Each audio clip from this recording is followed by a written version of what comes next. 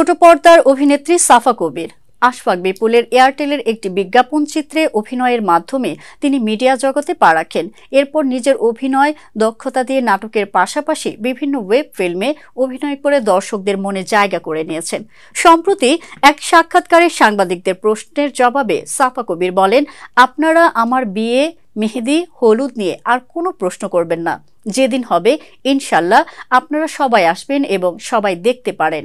দোয়া করবেন যাতে আমি তাড়াতাড়ি জীবনসঙ্গী খুঁজে পাই। জীবনসঙ্গী ভালো মনের মানুষ হওয়াটা খুবই গুরুত্বপূর্ণ উল্লেখ করে অভিনেত্রী বলেন, যদি একটা ভালো মানুষ, মনের মানুষ বা একটা ভালো মানুষের সঙ্গে আমার দেখা হয় তাহলে হয়তোবা খুব ভালো হবে। ব্যক্তিটা মিডিয়ার হবে নাকি মিডিয়ার বাইরের হবে এসব নিয়ে চিন্তা করি না, সেটা যে কেউ হতে পারে। একটা ভালো মনের মানুষ হওয়াটা গুরুত্বপূর্ণ। এ সময় আল্লাহর শুকরিয়া আদায় করে তিনি বলেন, আল্লাহ আমাকে জীবনে প্রত্যেকটা ধাপে অনেক বিপদ থেকে বাঁচিয়ে দিয়েছে।